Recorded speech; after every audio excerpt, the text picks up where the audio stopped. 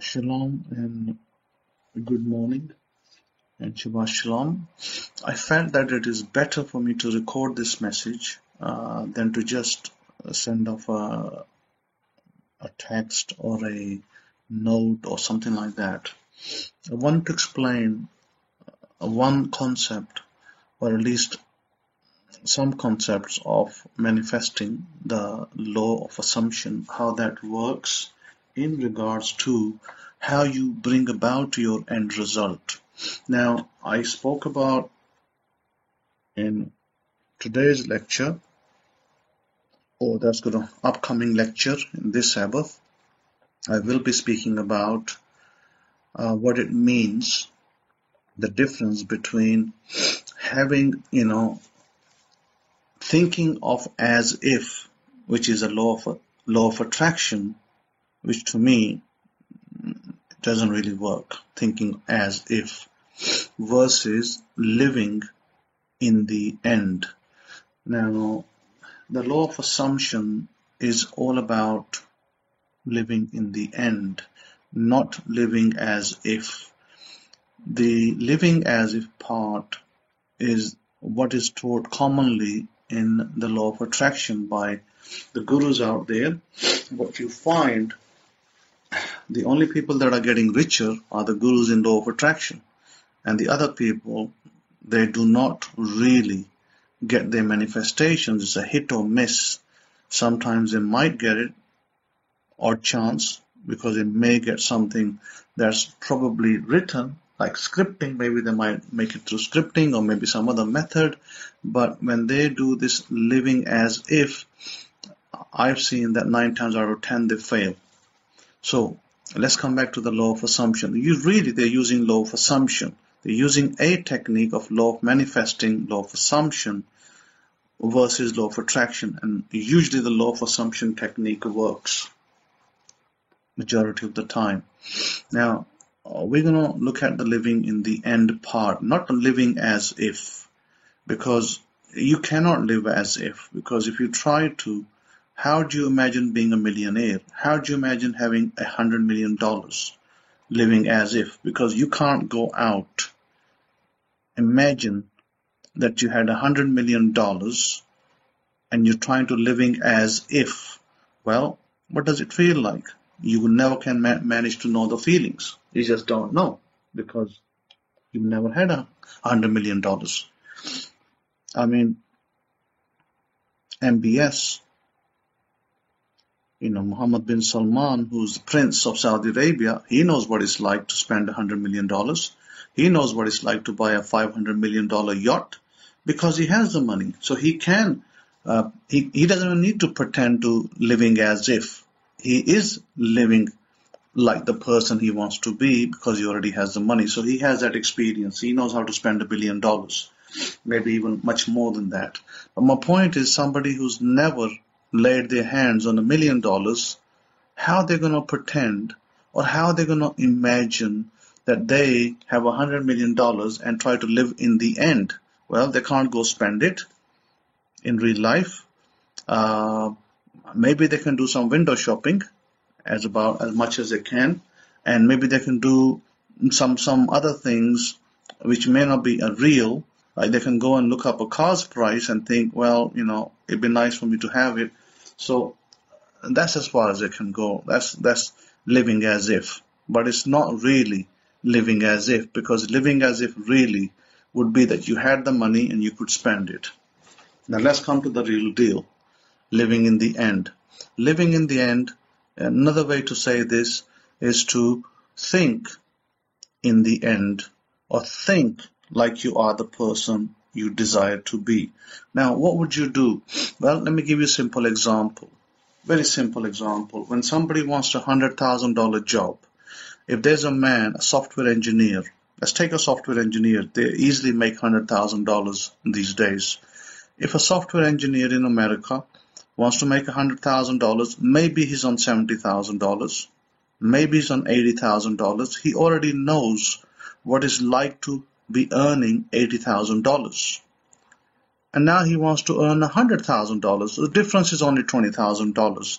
He's already making 80. The difference is 20. It's very easy for him to live in the end, or to think what it's like to be having the $100,000, because the difference is 20,000 after taxes.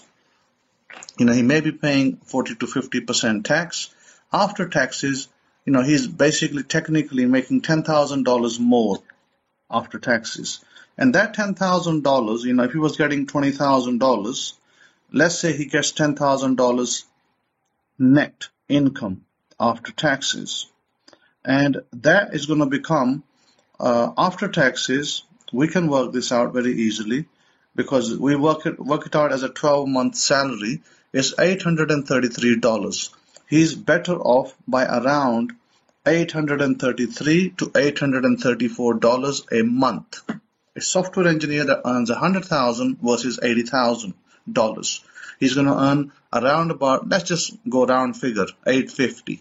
So he gets $850 extra every month. Is it very hard for him to think in the end? Absolutely not. He knows what it's like to have $850 extra. So this is how you need to think in the end.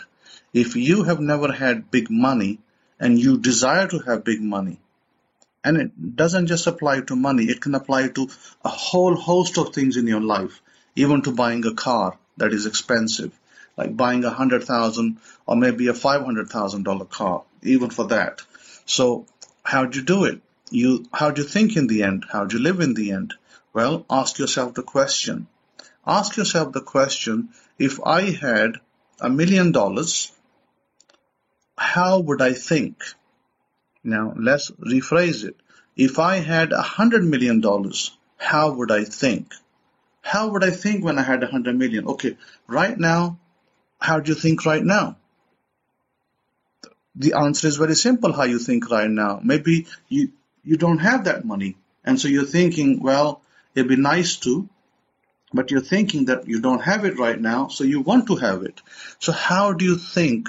Now, let's go to the point. Let's fast forward and think that you have that 100 million or 50 million or 1 million. Give a figure. Doesn't matter what figure that is. Make it 1 million, make it 100 million. It's irrelevant. It's a figure. It's a sum of money. You decided. You made a decision. You have to make a decision. You made a decision that you have, I'm just saying $50 million for argument's sake, cash, because if you win a $100 million lottery, they're still going to tax you. And you're not going to walk away with 100 million. You might walk away with maybe 60, maybe $65 million. So imagine you had a $50 million or $60 million give and take in your account now. You got that money. You won the lottery jackpot, maybe perhaps. You have that money in your account. Now ask yourself, how do you feel? Put yourself in that position where you have the feeling of how do you feel now that you have $60 million in your account? Run that feeling in your account. That's the question you're asking yourself. How would I feel when I have $60 million in my account? That's the first question. And you can answer that question of what kind of feeling do you have? Well, maybe there is a feeling of security. Maybe there is a feeling of well-being. Maybe there's a feeling of, you'll never have to worry about how to pay your bills. And, of course, you'll be thinking about, well, you know what? I'm now a rich person. I don't have to worry about tomorrow. And I don't have to worry about next month. So that's your feeling. That's how you're thinking from the end. The next part, the next question would be, you ask yourself, now that I have $60 million in my account, what do I do with it? So maybe for some of you, the desire is to get a Tesla Roadster or something. Maybe for some of you want to get a Mercedes Bach, or maybe for somebody else, they want to maybe get maybe just a Ford F-150 truck. Everybody has different desire. Maybe somebody wants to get, maybe a Lincoln. There are a number of cars that are out there that are nice. Different people have different desires. Somebody might say, I'd like to have a Mercedes. Somebody might say, I'd like to have a BMW. And somebody might say, now that I have this money, I can afford the fuel, I can afford the insurance, and maybe I will go for a whatever variety of car that you desire. Give the model a name, give the car a description, and decide to have that car. Now, how do you feel? Imagine now, because you're living in the end, you're thinking from the end. This is your memory now working. And now you're thinking, I'm driving that car. How do I feel driving that Mercedes? How do I feel driving that Lincoln? How do I feel driving that Roadster? How do you feel? You have to describe your feeling. I can't describe your feeling. I don't know how you'll feel. Maybe if it was me and I was driving let's just say I had a Jeep, a four-wheel drive, a four-wheel Jeep, then I will feel great. I'll be thinking, you know what, now I don't have to worry about going off-road.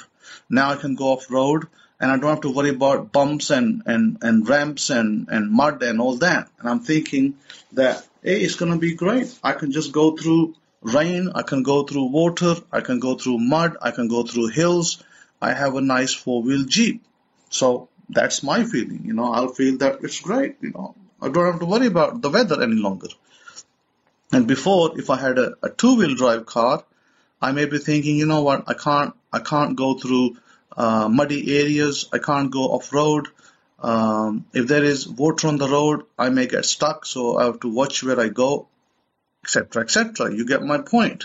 So I already know the feeling that I will have if I had a four-wheel drive car, like a Jeep, and it doesn't have to be Jeep, it could be some other car, just as an example. The same way that this is the second question that you're going to ask. So the first question you ask is, now that you have the money, how do you feel? How do people around you perceive you? Secondly, what are you going to do with the money? The second question. Third question, how do you perceive yourself? So good questions to ask. How do you perceive yourself? How do you see yourself now? And if you can answer those questions succinctly and you can answer them successfully and with the right mindset, and that will align you. That will align you to bring you to the point where you are living in the end. This is no longer an as-if scenario. How do you feel as if? No, you're now living in the end. You know that if you get $60 million in your account, suddenly you're going to feel real secure. Suddenly you're going to feel very happy. Suddenly you're going to thinking, I don't need to worry about bills. You might be thinking, well, what house to buy? You might be thinking what car to buy. And then suddenly you got the whole family, all your family suddenly finds out and they're rushing at your door and knocking on your door, and you're getting phone calls from people congratulating you. You're getting phone calls from family members. Hey, I've heard that you got X amount of money and congratulations. You're saying thank you. And then after that, maybe they're asking you for loans. Maybe they're coming to you and saying to you, please give me a loan of X amount of money. So that's the feeling, right? This is where you want to place yourself. This is what I call living from the end, or having the memory of being the person you want to be. Having the memory. Memory is even a good idea. Having a memory of how it will be when you have this money, and who will come and knock at your door. You know better than me. I mean, you know your family members. I don't. You know which family members will come and knock on your door and be asking for money. Why don't you just run that? Run that in your mind a little bit.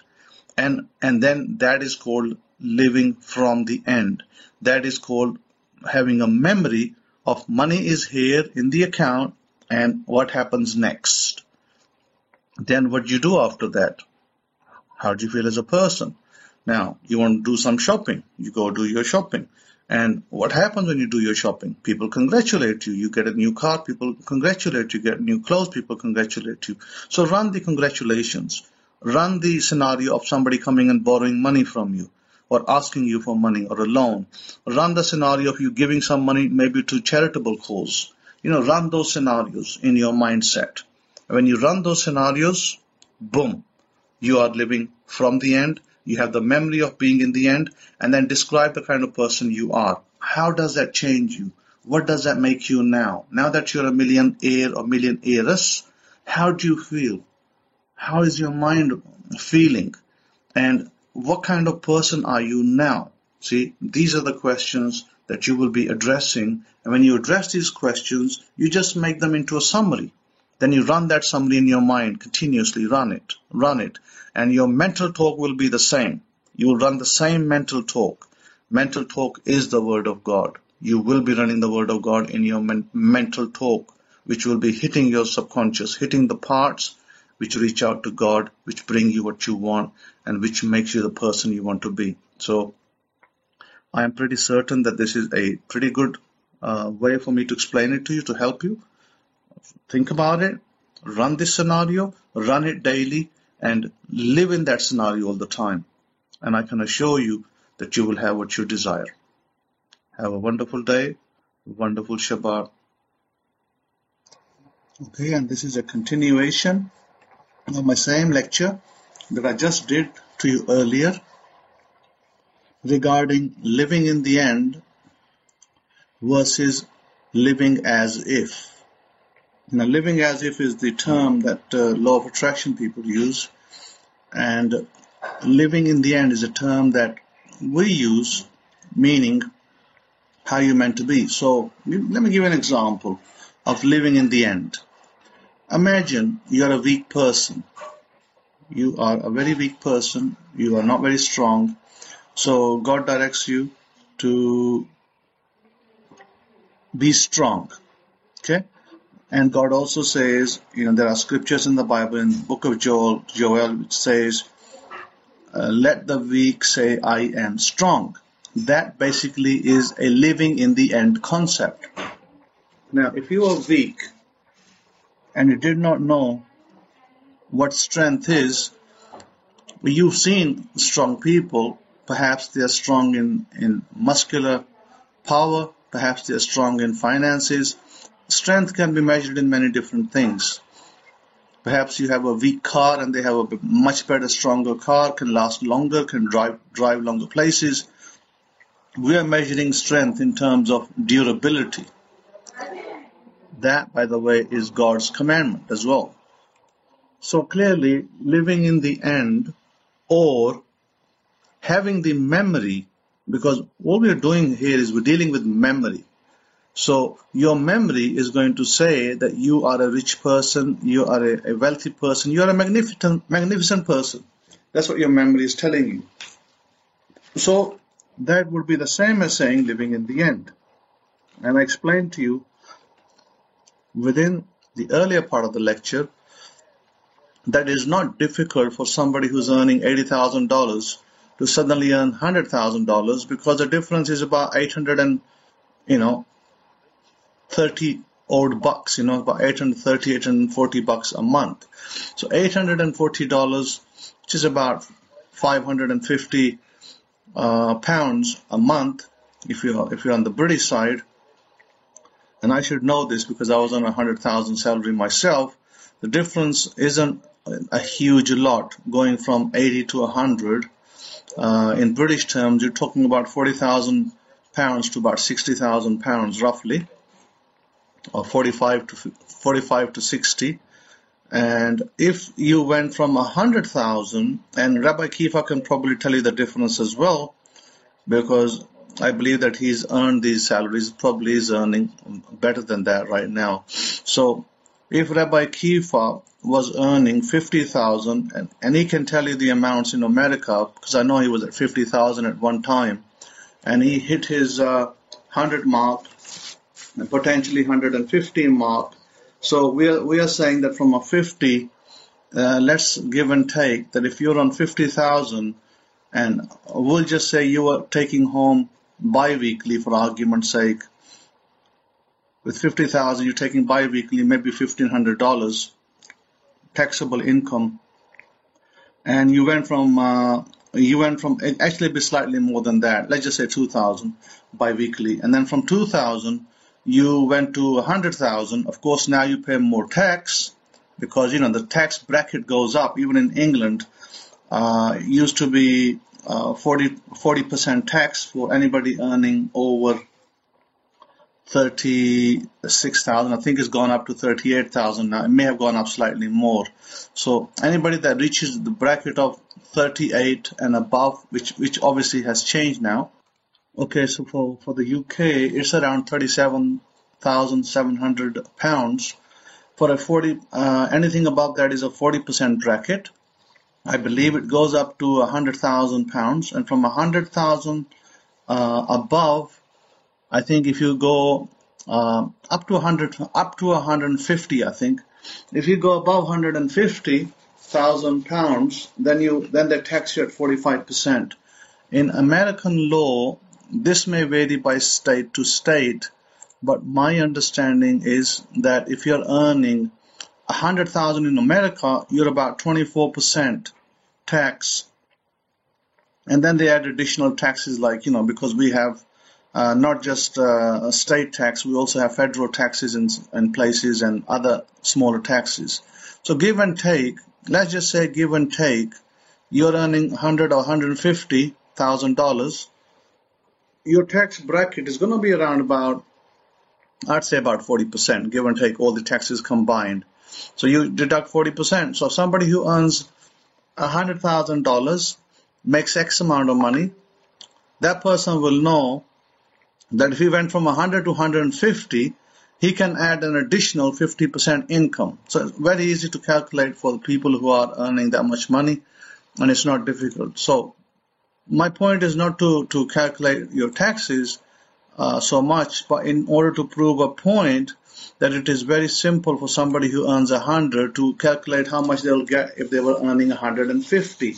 I mean, I could tell you that if you were earning 150 in England, 150,000 pounds, your taxes would be, your take-home pay would be about 5,000 British pounds, excluding taxes, by the way, after taxes, 5,000 pounds. And from that 5,000 pounds, that's roughly $8,000 a month. So you'll be taking home $8,000 a month pay in England.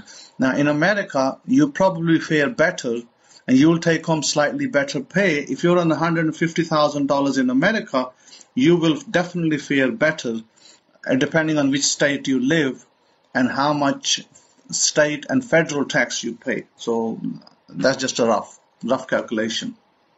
So you're looking at between $8,000 and $9,000 in the US if you're earning $150,000. So now my point is this, that biblically speaking, God tells you that if you're weak, tell the weak person that he is strong. Like, I am strong.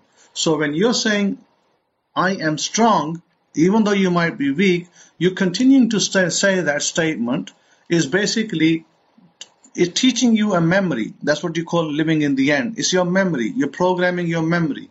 Your memory has been programmed to say that you are stronger, and eventually that memory becomes a habit. Habit meaning thoughts change into habits. Well, I'm going to have to give you a crass example, a blunt example. Somebody who starts to take drugs, okay? These people who smoke hash or whatever drugs you want to give it. Meth in America is very common. Hash is very common. Cannabis is common. And meth is not common in England. And the hash and the other one is cannabis. So those are the common ones, and then you get into the harder forms of drugs, which is like heroin and other things. So these people who start off with cannabis and then they veer into the harder form, you and I both know. You and I both know that what happens to them. They go from the softer form, if you want to call cannabis a softer form, they go from the softer to harder form of drugs because they want more and more harder drugs, and they can't sustain themselves in the lower form. They want more. They might go to cocaine, they might go to heroin, things like that. So their memory becomes dependent on the softer form of the drug, and it's easy for them to take that, and now they want the harder. So It's a cross example, but it's very similar. You basically training your memory. When you start becoming a drug addict, you train your memory to be a drug addict, and you become a drug addict. Now, here we're not training our memory to be a drug addict. We're actually training our memory to be abundant, and we're training our memory to have abundance in every area of our life. So, living in the end simply means to have a memory that you are abundant and that you are wealthy, and then when you train that memory, then you will get doors open for you to bring that kind of wealth into your life. Means opportunities will open because you've trained yourself to that. You're training yourself to be wealthy. You're training yourself to be abundant. You're telling yourself that I am great, I'm abundant, I am wealthy, I am strong. So on the lines of the same example, okay, so the main point that I want to come to, my main point is not so much as how much taxes you pay or how much you don't, or whether you take the nastier form of the drugs. My main point is simply this. You have to be expectant, okay? Just like a mother who is pregnant, a woman who is pregnant, she is expectant. Now she calculates, the doctors tell her, well, ma'am, you're 9 months pregnant, or you're 6 months pregnant, you have 3 months to go. So you're expectant. So now you've got 3 months left. So therefore, you wait for that 3 months before your baby is born. The same way you have to be expectant. If you want to be a millionaire, if you don't receive your first $1 million, start becoming expectant. That, by the way, is living in the end as well. How? You say to yourself, well, I am expecting my $1 million to turn up very soon. This is the way that you are going to be expectant.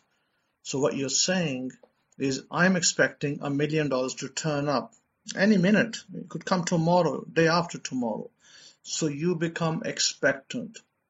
Now this technique, this method doesn't just simply apply to $1 million. It can apply to a host of different situations. It can apply to your specific person. If you're expecting to marry somebody that loves you, somebody that you desire, and you feel that you want to have a man in your life who loves you, who will take care of you, who'll cherish you basically. And then it can apply to other situations with a job. Again, remember, we are applying the technique of a memory, which basically says that I'm expecting this to happen any time.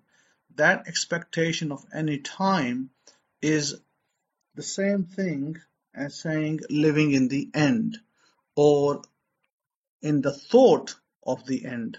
So what is the thought? Well, the thought is that, like I explained to you earlier, when a woman is, say, 6 months pregnant, she is expected to have a baby in 3 months. 9 months the pregnancy completes. The mother, the father, the grandparents, everybody who is involved in this scenario know that the baby is coming in 9 months. So there's an expectation of time. So you apply the same technique, because what does happen in real life? 9 months later, the baby is born. Other things considered, the baby is always born after 9 months, okay, generally speaking. So the same way, we are applying this technique of living in the end to say the same thing. We are saying that I'm going to get my $1 million very soon. It's coming in. It's on its way. So now you could apply that to 1 million, and you can also apply this to 100 million. A figure, the number or the amount is really not relevant here. What is relevant is what you are expecting, and you're expecting this. Now, you would hear certain teachers or certain law of attraction people, maybe other teachers on the internet, may say something like, expect a figure that you feel is true. Now, I can tell you that that is not true. You do not have to expect a figure that is true, because if all you've ever seen in your life, and I'm not saying that you have, this is just an example, if all you have seen in your life is $20,000, then of course you can't say, oh well, I'll take a figure of $20,000 because that's the only figure I have seen in my hand. Because generally speaking, when you buy a house, you borrow loans, you never see the money. The money just exchanges contracts. You don't see that if you borrowed a loan for a $200,000 on your home, you don't actually get to count $200,000. You simply put down a deposit, $5,000, $10,000 deposit, and then the banks exchange the money and they tell you, yes, we've exchanged the other $190,000 or so, and your money is kind of being paid into the bank and your paperwork is signed, and now you're legally the owner of the house and you can move in. In other words, you've never seen even that $200,000 amount that you've taken a loan out on. You may have paid $10,000, you may have paid $20,000, maybe even more as a deposit, but you do not get to see or feel that money. So you never have the money in your hand to say, well, yes, I have a feeling of having received $200,000. So since you do not have a feeling of receiving $200,000, and you may not have a feeling of have received even $30,000 in your hand, so it doesn't matter. It doesn't matter. I mean, you may have, and you may not have, but you may have seen a balance statement. Your bank balance says that you have $30,000 or $40,000 or $50,000 in your bank. You may have seen that. So that is good enough. So you can base it off of that. That's your expectation. Your expectation is you are receiving $1 million or more. Now, I want to be particularly careful with this more business, more or better. More or better. Why I'm going to say that is because I prefer for you to say just a unique one-figure amount. So if you choose $1 million or if you choose $500,000, then that is what you stick to. Or if you choose $50 million or if you choose $100 million, that is the amount you stick to.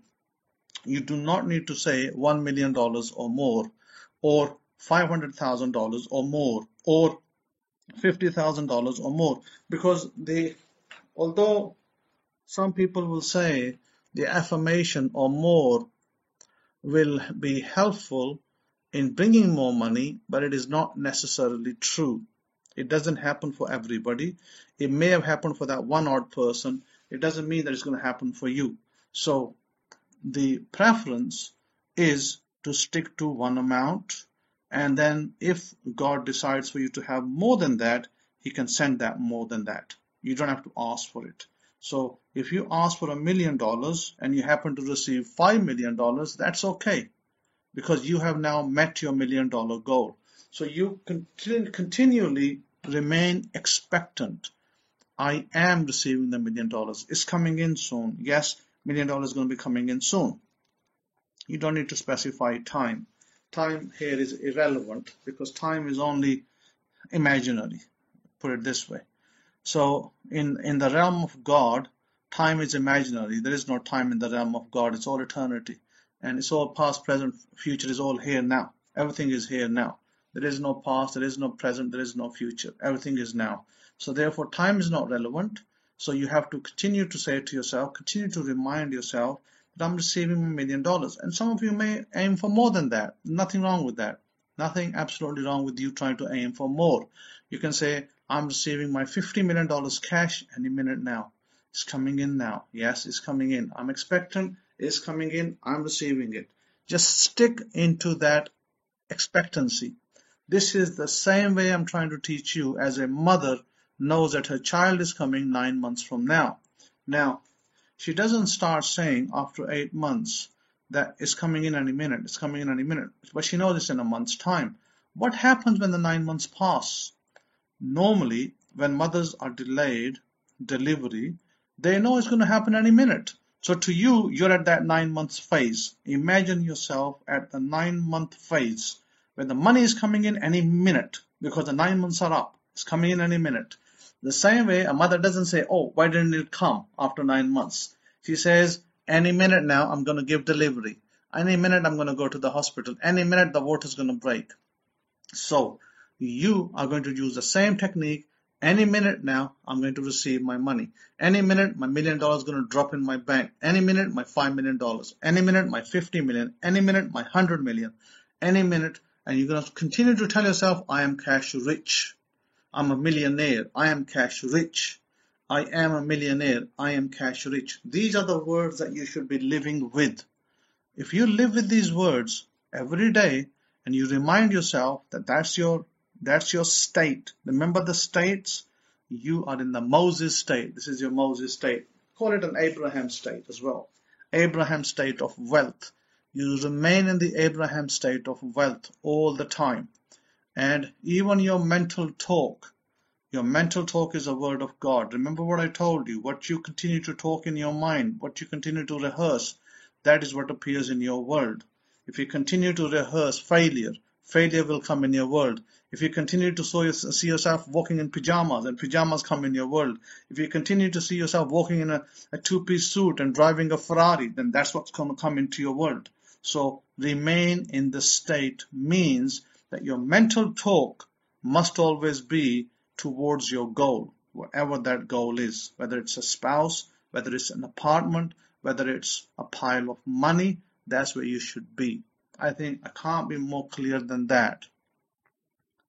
I try to be as clear as possible, explaining what states are, explaining what your inner conversation should be, and explaining what expectancy means. Expectancy is all about living in the end. It's not feeling as if. Feeling as if is just up in the air, up there. Well, what does feeling in the air mean? Well, how does it feel to have $1 million you can't spend? I mean, it's nothing, there's no feeling about it. You can't feel anything with that. What you gonna feel? You're gonna be like guessing. So there's no need to guess. Don't feel as if. That's just, law of attraction baloney. Leave it out there. Leave it for the people. What you want to do is not feel as if. You want to live in the end as a person you desire to be. And all you do in the end is, like I told you, it's a memory. You're working on your memory. You're cementing your memory. You're telling yourself you're a millionaires or you're a millionaire and that you have this money coming in, and then it's happening. When you tell yourself these things, what about the idea of inspired action? See, a lot of people talk about inspired action in the law of attraction world. It's irrelevant. There's no such thing as inspired action. Whatever actions that you need to take, you don't need to think, well, if I invest $50,000 in Apple, then it might, go double tomorrow, and then I'll get 100,000, and from 100 it'll become 500,000, then a million, etc. No, you don't need to think like that. Don't force things. Do not force any action. Whatever steps that you need to take, God will make the way for you to take those steps. If God wants you to get off your couch and go and talk to somebody, then that will happen. That is inspired action, theoretically, okay? So you do not need to force anything. There is nothing that says, well, I have to go and invest $100,000 in buying Apple's shares, and then they will become $500,000 5 years later. There is no such thing. The perfect law does not say that. The perfect law, God is doing everything. And then whatever God needs you to do, if He needs you to move somewhere, He will move you off your couch or wherever you sit, off your chair. So He will move you, but you don't need to force movement. Don't ever think, well, if I invest $10,000 in cryptocurrency, then tomorrow this will become $1 million and then I become a millionaire. Yeah, some people think like that. And it may be true for some people. Maybe they invested $10,000 5 years ago when I told you. Remember I told you 5 years ago to invest money into the Bitcoin? I don't know how many of you did, but today Bitcoin is worth at least 7 times the value. So if you put in $10,000 5 years ago, you would have been collecting about $70,000 or $80,000 today. That's a fact, by the way. Your investment would be worth now $70,000 or more if you were in Bitcoin back then, because Bitcoin actually would be worth more than that. It would be worth over 100,000. Why? Because Bitcoin went down to as low as 5,300, somewhere there.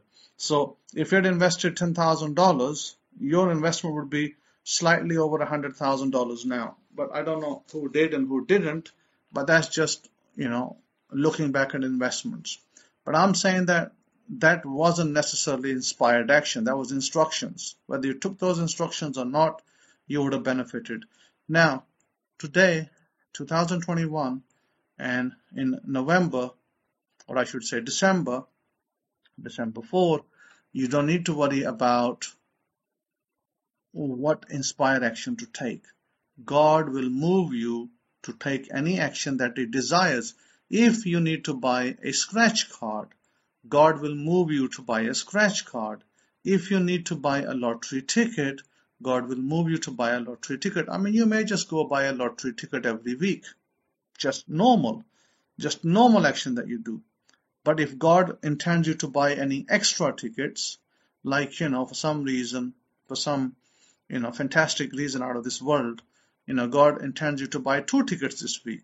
So you already bought one, and then suddenly, your sixth sense says, hey, you need to go get another ticket, and then you go get another ticket. See, that is action that God will make you take, if so God desires. If God doesn't desire you to take that action, then you may win from the lottery ticket you already purchased, or the money may come another way. Some people get inheritance, like in the case I spoke to you about the lady here who got an inheritance. Some people get an inheritance, and a large one at that. If you had a rich great grandfather or grandfather, you may get a rich inheritance. So there are a number of ways that it can happen. Do not worry about how, do not worry about when. Just live in the expectation, which is living in the end. It's coming, it's almost here. My $1 million or my $50 million cash is coming in, it's here, and I'm expecting it, and yes, it's here. I'm happy. Always be happy, be thankful, give gratitude, and stop, this idea about fear mongering about coronavirus, COVID-19, and this new, strand that's come out, South Africa, and people are worried about it and worried sick and what's going to happen. Do not worry about those things. Okay? Do not waste your time about those things. Look for life. Look for health. Always tell yourself that you're walking in perfect health. I am walking in perfect health. I always walk in perfect health. That is what you should be telling yourself. You don't worry about any COVID-19 strains, because COVID-19 will continue in one form or another. It's not going to go away. In one form or another, it will continue. And those people that is going to claim, it will claim, because those people are already running scared. So they're running scared, and it's going to be like a cowboy, trying to chase a horse, and boom, he throws his rope around the neck of that horse and captures it and takes it away. So if Corona is meant to capture some of you, and you are living in fear, then it will capture you. So do not live in fear. Yes, take the necessary precautions, do the necessary thing. If you're doing the necessary precautions that you should be, then you shouldn't have a problem with any form of coronavirus. So be well, be happy, be good, and do the right thing, and live in the end, in that state, that Abraham state, in that Moses state, where you're happy, where you're having abundance, where you're living in abundance, and God will reward you mightily. Okay, have a great day. Shabbat shalom and shalom shalom.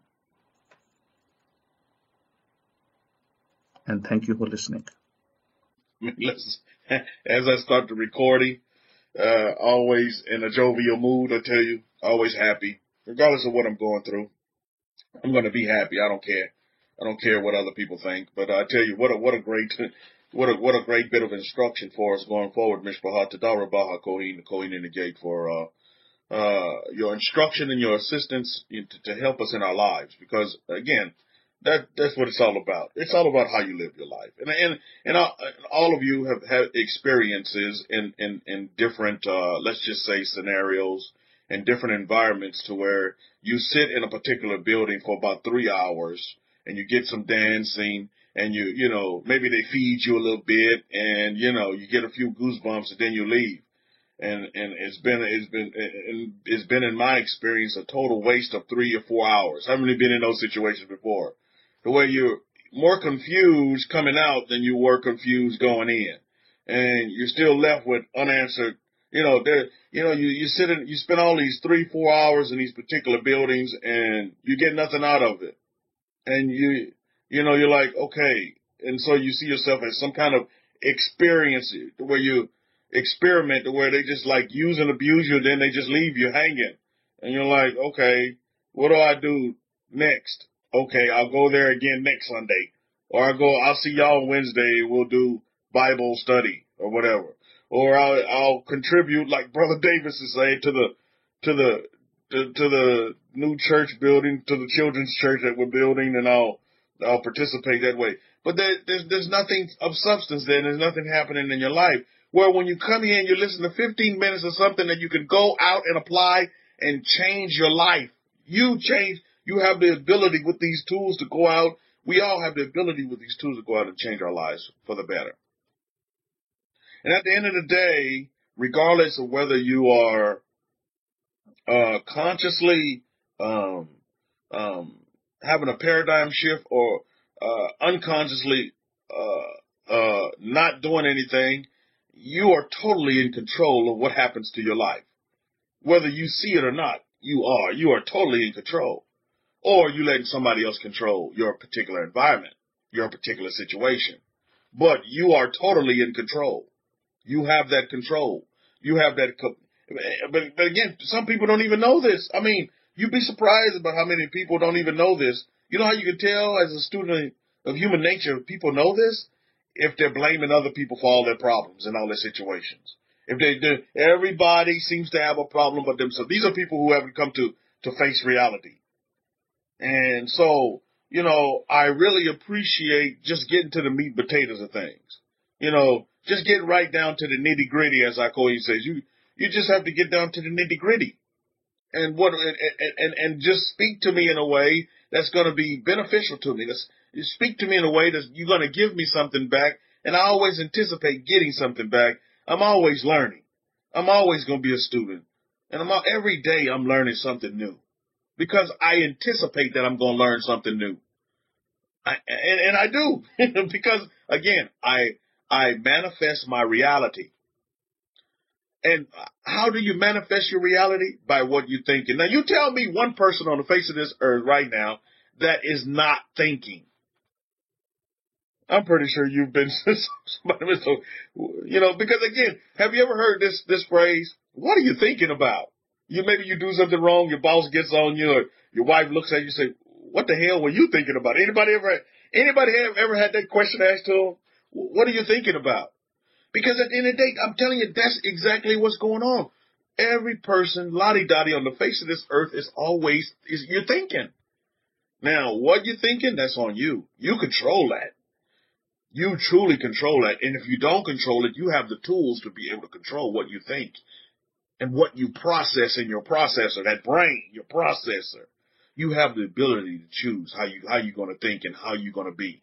Because if you're not taking control and command of that, guess what? Somebody else is. It could be the television station, the radio, those sitcoms you watching, the As the World Turns. Because listen, if you're not turning your world, Lion King, guess what? The world is turning you.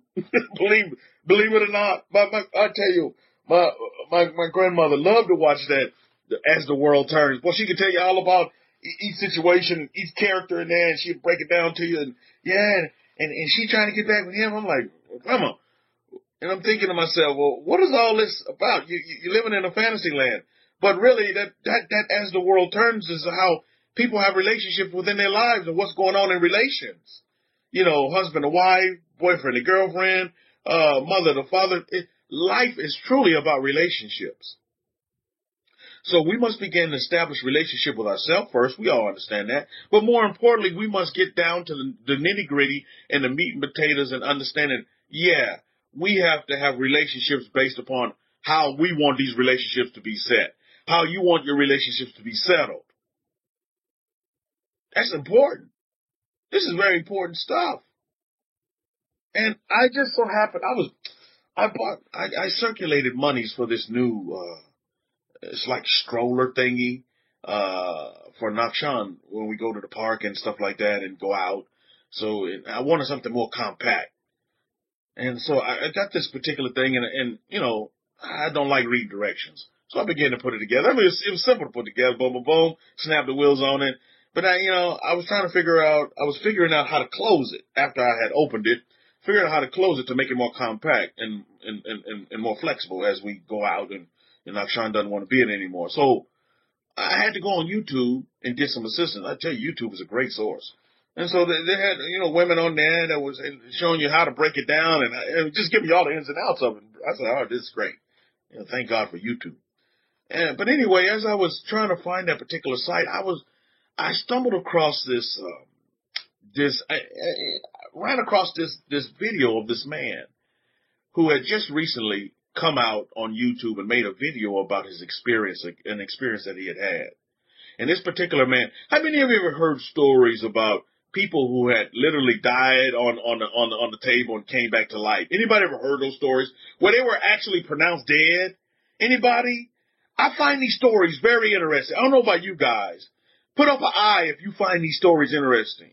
Now, everybody has a different kind of story and a different kind of experience, but I like to listen to these stories, and I hadn't in a while. And it just so happened that I stumbled across one this week, and this guy, he was pronounced dead for 20 minutes. He was dead.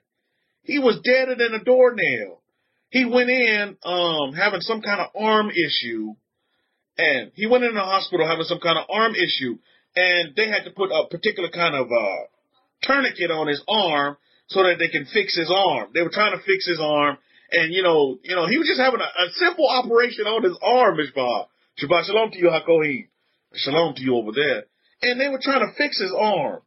And simple operation. So they put him under to fix his arm, and he remembered that they had a sheet separating his arm, because that's where the surgeon was working on his arm, and they had a sheet between his arm and his face, so he couldn't see what they were doing to his arm, because, I don't know if you ever had a surgery where they have to go in and like an orthopedic type surgery. Those surgeries can be, it can be quite rough. They really handle your body rough, and they're taking stuff out of you and putting it somewhere else, and if you see that kind of stuff, so they draped him so he couldn't see what was going on the other side. And this guy, so he can hear everything. He can hear everything. And he hears the nurse say, well, doctor, I've never put one of these tourniquets on before. This is going to be the first time that I'm putting on one of these tourniquets. I'm not familiar with this style of tourniquet. And he hears the doctor say, oh, don't worry about it, nurse. I'll talk you through it, right? So, the operation's proceeding, and the doctor's talking to the nurse through, well, take the air out on this one, put the air in on this one at this time, and blah, blah, blah. And the nurse is following the instructions. Well, all of a sudden, the guy, he says he feels this rush of pressure come from his arm all the way to the central part of his body, to the core of his body, and to his heart. And then when it gets to his heart, at that time, just like that, he's hovering above his body. He's looking at them and his body as they're doing this surgery. And he's above his body. And he's looking at all this stuff going on. And he says he feels his presence of someone with him, but he couldn't see. He felt like somebody was right next to him as he was looking at his body. And he's sitting there and he's looking at his body, and they're trying to work on him. And, of course, he had coded during this time. He had actually died at this time. Because of a mishap, the nurse had kind of turned the wrong valve at the wrong time, and all that pressure from that tourniquet, it went straight to his heart. The rush of blood and everything. That pressure that he was talking about was actually blood running at a fast pace to his heart. And so the man was actually dead. He was pronounced dead. They tried to save him, and they couldn't. And so he was dead for like 20 minutes. But during this whole experience, during this whole particular type of experience, he talked about how he was taken to this field, this beautiful field. He loved gardening. So he was in this field, and he saw these beautiful flowers, and he kept saying, oh man, it was just so peaceful. It was so peaceful. It was so peaceful there. And then he had a field around him, and he said he couldn't look back. He said he could not look back for nothing in the world, couldn't look back. But he felt this presence that was next to him. He couldn't see him, but he felt him.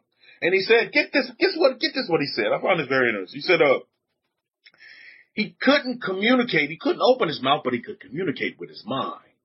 And everything was being communicated through his mind. And everything was vivid. And it was all about his mind. And he saw this field of just beautiful flowers and this high grass. But in front of him, he saw this cloud. This big cloud. And this cloud began to play his life from when he was born up until the point to where he was in his operating table. It just went, he said he just saw everything. He saw the good and the bad. He saw it all. But he said during that time, he saw it all and it was all factual. It just all is what it was. Like we talk about, it was just reality. It's just what it was. And he said he didn't feel any judgment. He did, good or bad, he didn't feel any judgment, but everything was just played out. His whole life just went before him. Boom, boom, boom. Every situation, his relationship with his children, everything, the experiences that he had with his wife, everything was just played out. Boom. And so he said, and I found this very interesting, and he kept saying this. He said, well, I couldn't communicate, but I could with my mind. And he kept saying, peace. He kept saying peace. He said I was at such a peace. It was peaceful. And he kept saying that I'm just such a peace. I was so peaceful. This whole thing was peaceful. It was just peaceful. And then he said, all of a sudden, after that happened, that an arm extended out to him from the cloud. Just an arm. He could see the arm. And he said, man, this arm looked like the arm of a strong man, like a farmer's arm.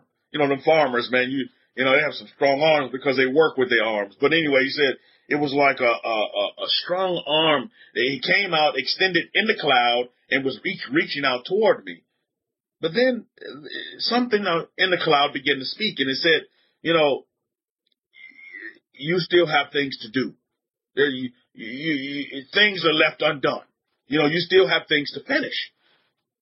And so at that time, he was like, he felt, and again, he expressed himself with feelings.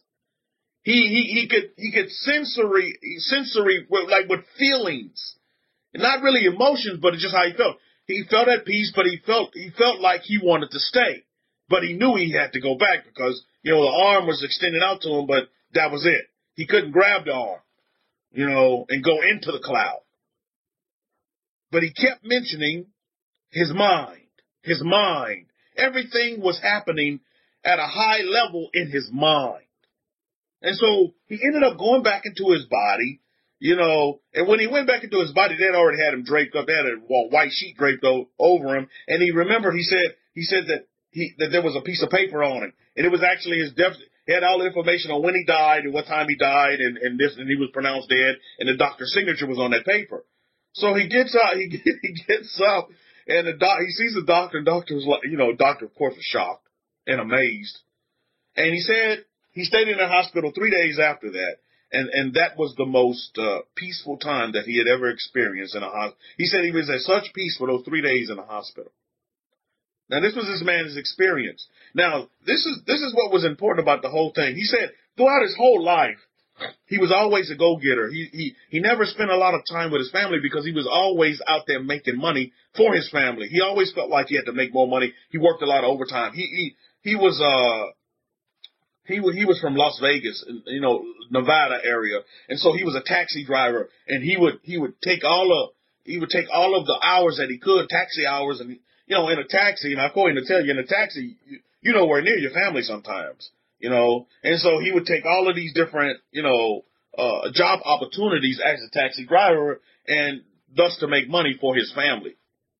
So before he felt like, before this experience that he had, he never really had a lot of family time. But get this.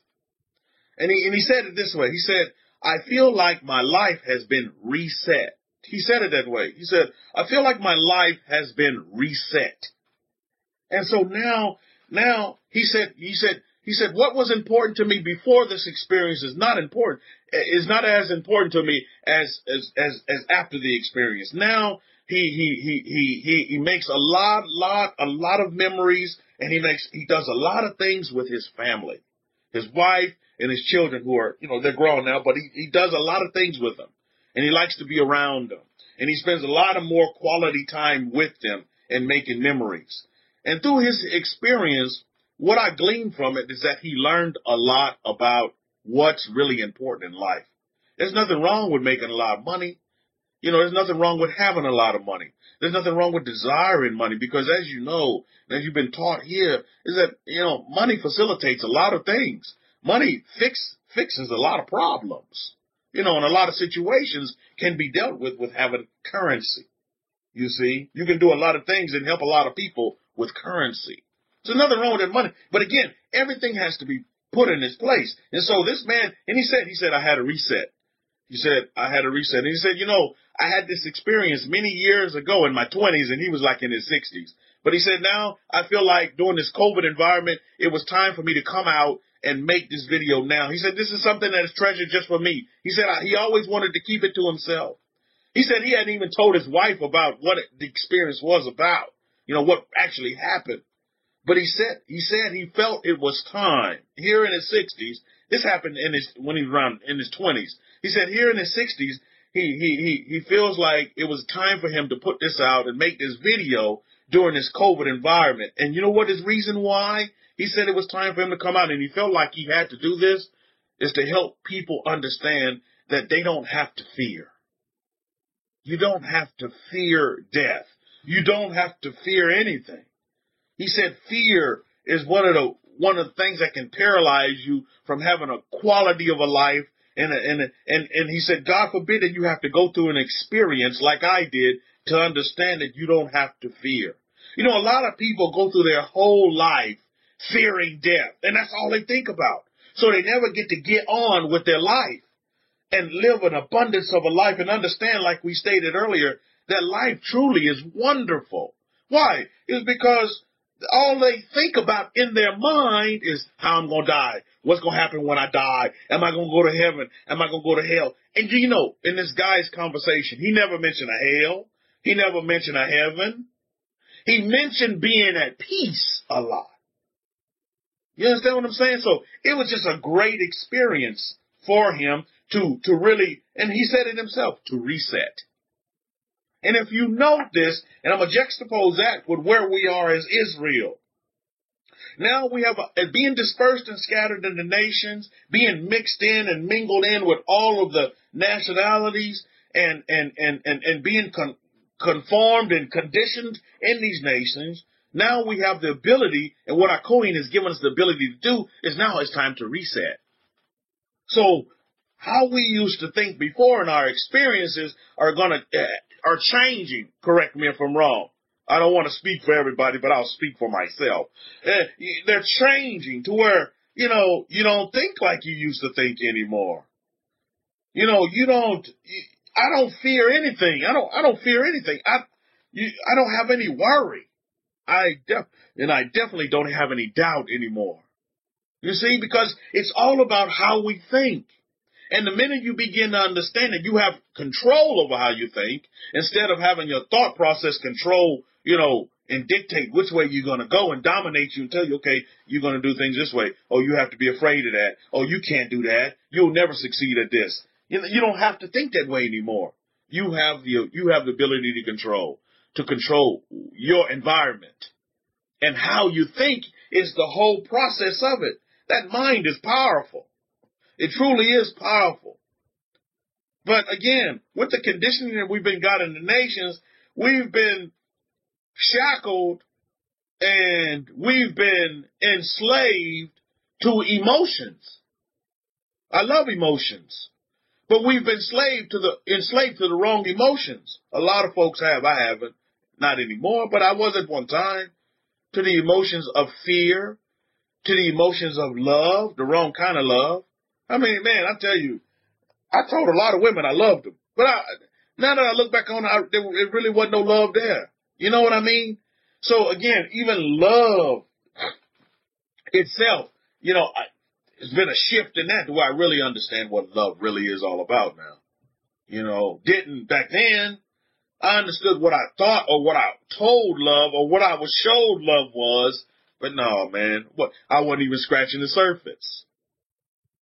So it's an evolutionary process that needs to take place, and you can go through all the steps, but until you change your mind and your mindset, and just like this man said, until you do a reset of your mind, you have to, like I was having that conversation with Brother Davis at Starbucks, You have to, as you learn, you must unlearn at the same time so that you allow yourself to reset. You must give the permission to yourself to reset yourself. You must do that. Okay, so if you don't, this is how you can tell if you don't. If you're still hanging on to baggage from the past, or traditions or thought processes or conditioning from the past that tells you that you cannot do something, because there's nothing that you cannot not do. Everything is possible. Say that to yourself. Say it in your mind. Everything is possible. Well, then the question needs to be, how do I get to possibility?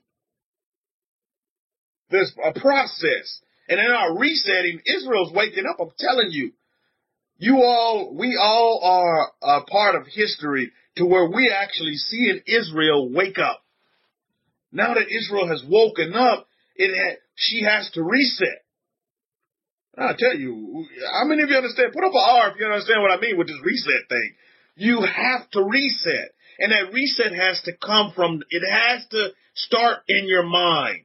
You can go through all the hoops and jump through and go through the emotions and the feelings, but if you don't reset that mind to offer your responses, if the mind is not reset, then none of these things will ever come to pass. Because it's that mind that needs to, it's the trigger that needs to, it needs to be there so that you can have the follow through.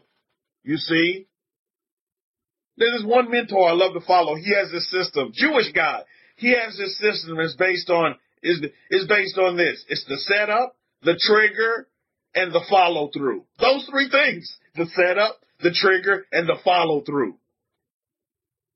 So the trigger has to be the mind, and the mind needs to be set up in a way that you want to set it up to where, okay, well, what does your mind want?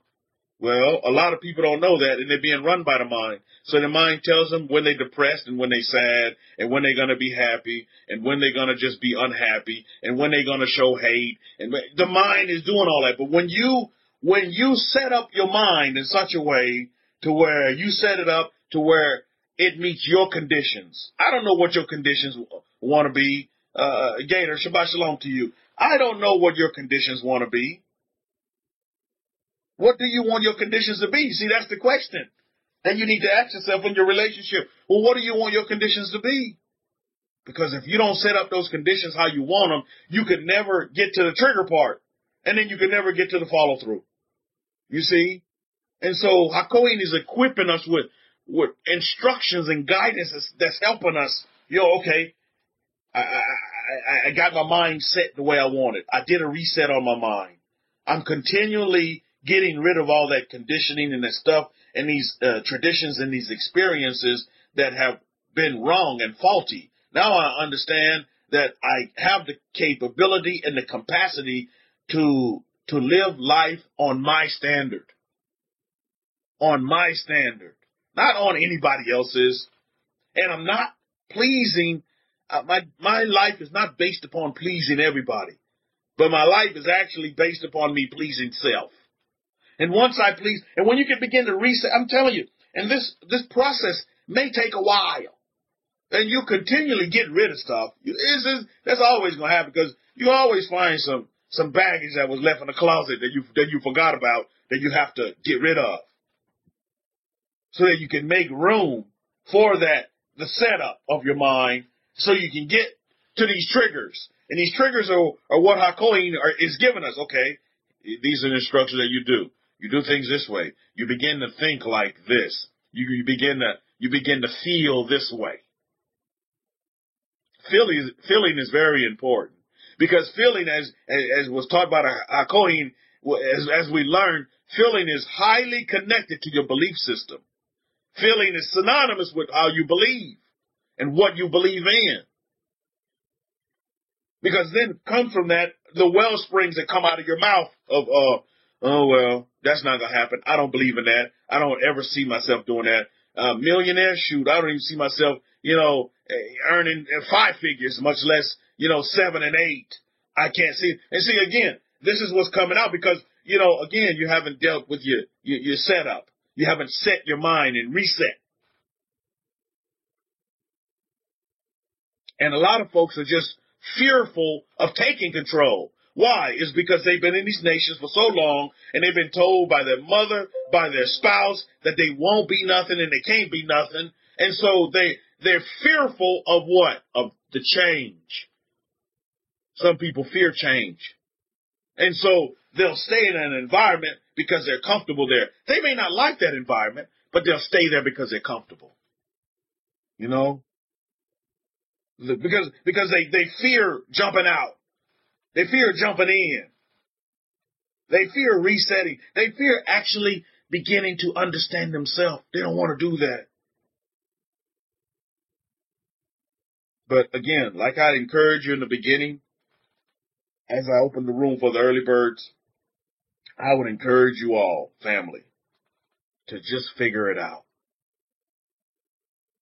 You don't have to figure it out alone. The Co-Renegade has given us many tools and equipped us with many, many, many arrows in our quiver to do what? To help us figure it out. Life is about figuring it out. And those that figure it out have a successful life. But those that don't figure it out, then it's kind of like a crapshoot. It's kind of like going to Vegas, right? And just rolling the dice. It's kind of like a crapshoot. But I would encourage you all to figure it out. And when we look at this again, let's go back to our Torah. Our Torah in our history, our holy books here, we're told by our forefathers, we're told by our patriarchs that, again, Yaakov and Esau, they had to figure it out, didn't they? This is a relationship, a sibling relationship between two brothers. They had to. How many of you have had any kind of experiences to the negative side with any of your family members? I mean, your siblings. I have. You get it. I'm in one right now. We're going through the grieving process. My father recently passed. At peace, Baruch Hashem. But, my sister, she's always been one to be the mother hen. That's how she's always been. That's just her character. So, in the passing of my father, she wanted to take charge and say, things going to be getting done. No, but that wasn't my father's wishes. That's not what he wanted. So even in the passing of my father, I'm going to make sure he gets what he wanted. So I had to step in as the eldest, and she didn't like that. I had to tell her she need to learn her place. I'm the oldest of the 5 children. I'm going to step in. I got to step in and make this right. And she didn't like that. So right now, she's not talking to me. And that's okay. I get it. She's going through her grieving process. I get it. But I understand she'll be back. And our relationship is not shattered. It's just like these are the things you go through in family relations. How many of you ever had family relations like that? Well, so one time or another, your family members don't talk to you for a while. And you let periods pass and you get over it. I mean, you go on because you understand that you have this life still afforded to you and you got to figure it out. You see, your mind said going through it now and you got to figure it out. Don't worry about how you're going to figure it out. You'll figure it out if you keep that mindset that everything's okay. And you feel good. Don't feel bad about it. And don't hate on your siblings. That's not the proper recipe to have. You just continue to feel good about it. And understand that tell yourself everything's going to be all right. Everything's going to be all right. And it will. But again, that's having reset your mind and having your mind set up properly to suit your needs, to suit your desires, to suit your wants, to fulfill your dreams and your manifestations. A lot of people won't understand this. That's why a lot of folks not here. They just don't get it. They think life is about sticking to a religion and then dying. And the religion leaving you in fear your whole life. And then because they're telling you you're going to go to hell or you're going to miss heaven. I mean, that's a bunch of, that's pig water. That's a bunch of bullshit. Really. Because all these people, they never get on with their life. But if you notice, it's the ones that detract or detour from all that. all that, uh-oh. Let me see. We lost our Power Talk. We're going to get it back. We're going to get it back real quick. Coming back at you. Power Talk kind of went off for a minute, but we're going to get it back on. 1 second here as I find my favorite room. Okay, so it's the ones that detour.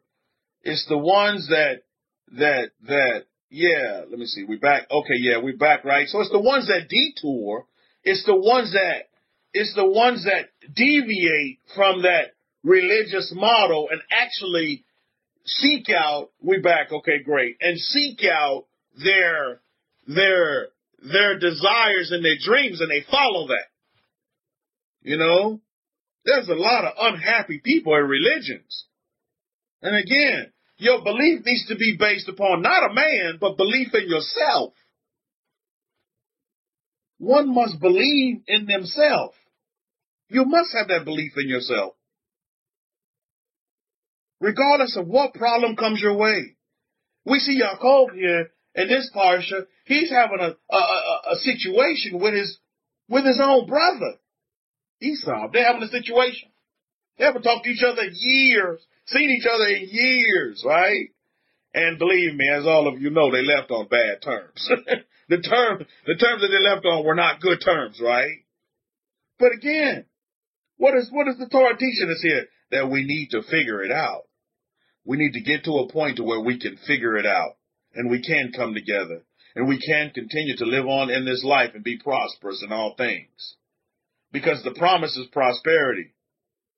The promise is not protesting and fighting and bickering. The promise is not war. The promise is peace. Baruch Hashem.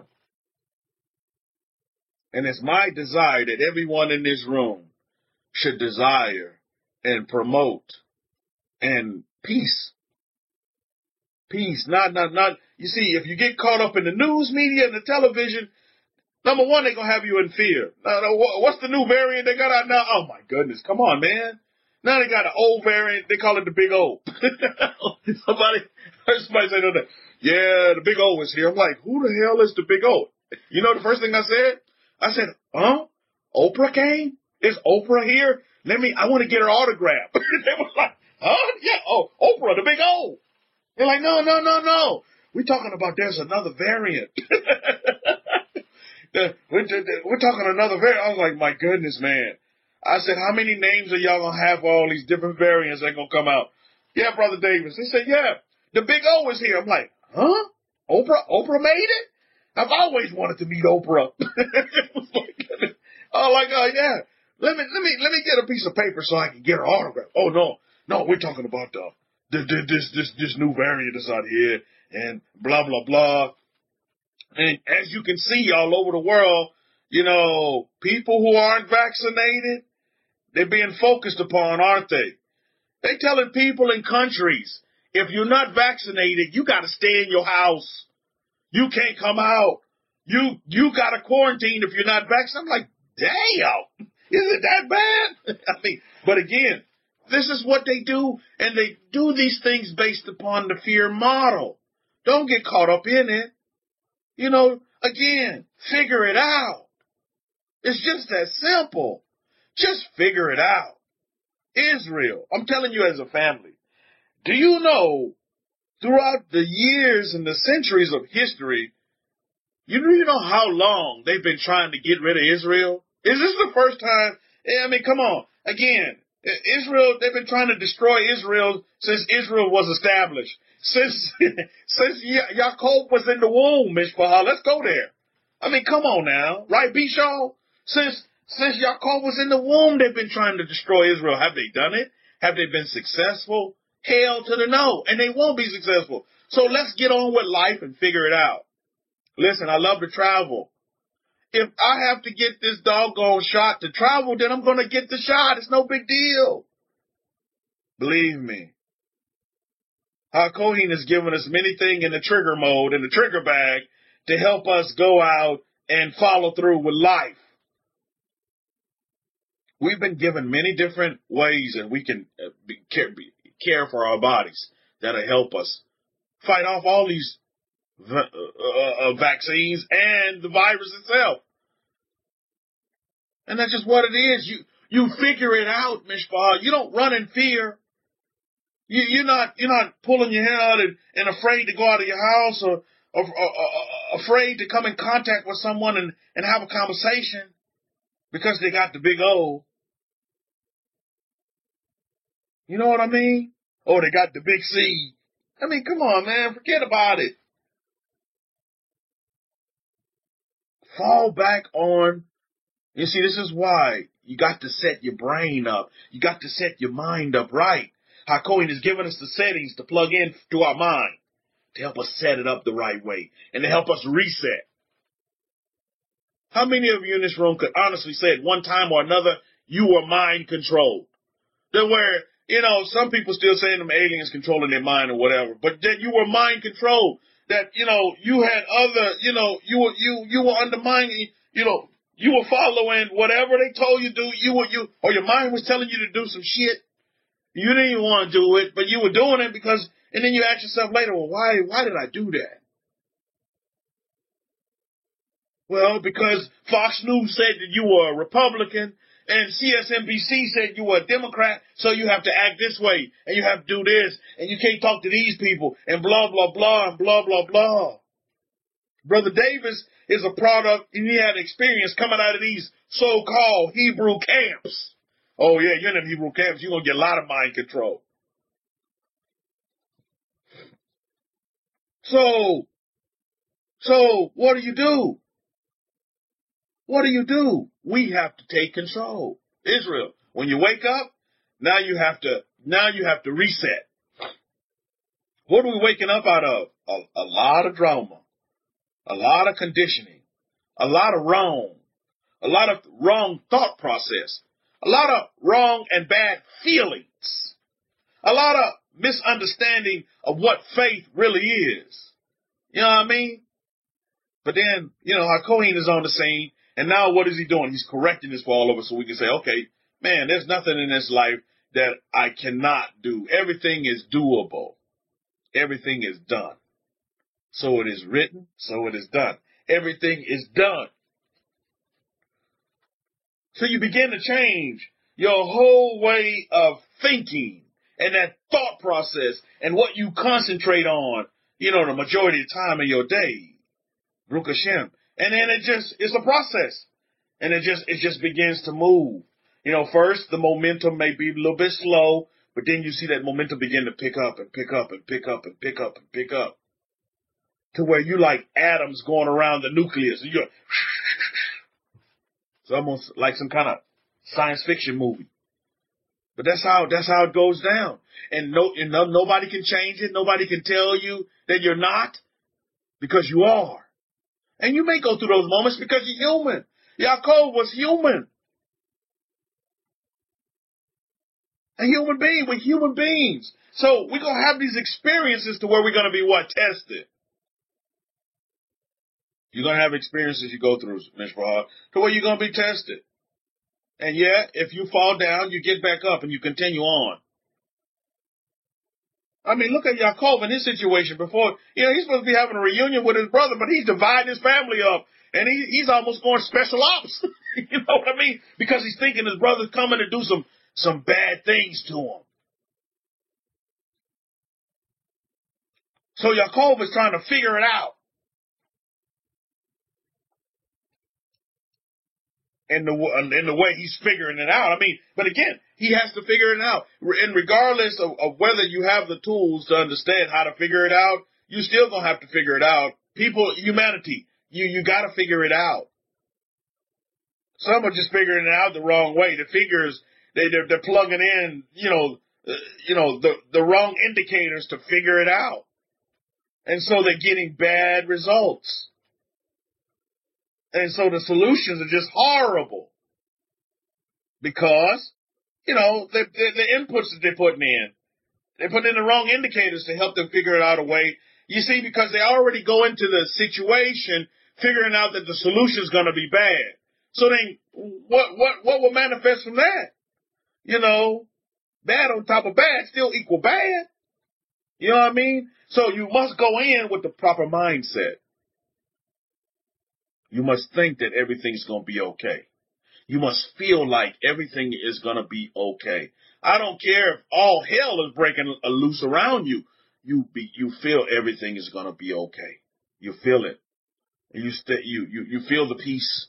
You feel the love and the joy that's around you. Even though it's just only around you, it may not be around everybody else around you, but it's still around you. You know, you feel that. And you come to grips with that and you figure it out. Because if you don't figure out life, life will figure you out real quick. You must figure it out. You must figure it out. Let's look at what our Torah tells us in this wonderful history that we have left for us here. Look at Genesis. Again, I read from the Abrahamic Faith Bible, the Hidden Truth Break Scrolls. Please add this to your library. This would do you of great value. Yaakov, look at Genesis chapter 32. Look at verse 8. And he said, if Esau comes to one company and attacks it, then the other company which is left will escape. You see, again, he's like in, I mean, he's in battle mode. And of course he's thinking of preservation. And that's what Torah is all about, preserving your life. A lot of folks are skeptical about these viruses and they running around, not the viruses, but the vaccines. Here in America, they're really, really skeptical about these vaccines and blah, blah, blah, and blah, blah, blah. But at the end of the day, I will tell you, the Torah is all about preserving your life. You take that however you want to take it. It's all about preserving your life. Quit running with these conspiracy theories that's leaving you in fear and in doubt. These are the negative forces that's going to prevent you from your reset. A proper reset that you need to get on with is going to prevent you from success in this life, however you deem and however you see success. You can't always, and the family members in this room that have come out of these camps, you know, that's the main thing they're talking about right now is war, fight. Let's get them back. Eye for an eye, tooth for a tooth. We're going to get them back for all the wrongs that they've done. I mean, again, what's that all about? Division, let's separate. You got to snap up out of that. That's the wrong thought process to have. You see, that kind of process, what kind of feelings are fostered from that kind of process? You think good feelings come from that? Oh, let's go to war. Everybody need to pick up arms. Oh, this is Babylon and we got to come out of her. These people are they devils. My goodness, man. What fosters out all that? I mean, think about that, right, Atara? Negative thoughts. I mean, these negate you from getting on with an abundance of any kind of life. Then you see two sides of Yaakov here. You see the side where he's a human, but then you see self inside of that human come in. Because look, let's continue to read. Look at Genesis chapter 32, verse 9. And then Yaakov said, Elohim of my father Abraham. Oh, baby. Let's get back to the meat and potatoes here. Let's get back to foundation. You see what I mean? First we see, here Yaakov figuring out as a human. And now we see Yaakov figuring out as we come to find out his name Israel comes out. And this is all taking place inside Yaakov. This is an internal battle that all of us have on the daily. You got to deal with the humanness in self and the self in human. Think about that for a minute. So then Yaakov says, he said, oh, Elohim of my father Abraham, Elohim of my father Yitzhak. Yahweh who said to me, okay, here we go. See, now the promise is coming in. You see, now that reset taking place. Oh man, I got to reset. I got to reset my thought process and how I feel right now. Because I'm feeling like destruction and disasters coming my way. But let me reset. Do you see it? He's resetting and all this taking place within him. This is where the battle is, Mr. Bahar. You need to go tell them groups the battle's not external, the battle's internal. We need to start the battle with ourselves and fix ourselves and understand and find out from ourselves where we want to be in this life. You want to be Rambro, or you want to live a life of peace and tranquility? You see? And that's decided within. Yahweh, who said to me, return to your country and to your mishpah and to your family, and I will deal well with you. Well, here come the wellness, Baruch Hashem. The positive forces. I am well. I am whole. I am complete. How can something die in all this? Where's the disaster and destruction in this? Do you see it? You got to change the way you think and your thought process. You got to speak and feel well. That's why I encourage you all, and I tell you all, family members, is to be wise and to be well. Baruch Hashem. Especially as you navigate through this life right now. In this period that we're in right now, be wise and be well. And you will be well. So no vaccination going. I mean, listen, you've been vaccinated since you've been babies. Matter of fact, Lakshan's due for some vaccinations next week. You've been vaccinated since you were babies. You all still here? Anybody die from the vaccinations that they received as babies? You all got vaccination cards that has all kind of initials on it and all kind of names of bumps, the MMMs and all those other rubella and all that. You guys still here? For all you conspiracy theories out there, theorists is running with all this mumbo jumbo. See, they want to feed you fear. Don't believe all that stuff, man. You begin to believe it, you're going to begin to feel it. Oh, I can't do that. I'll never travel again. They said if I travel, I have to get this shot. And, oh, they say I have to get the booster now. And, oh. Come on, man. Get out of all that fear-mongering mode. And all of this cockamamie conspiracy that's out there. Oh, it's all, like our president say, it's all malarkey. That's what it is. Leave it alone.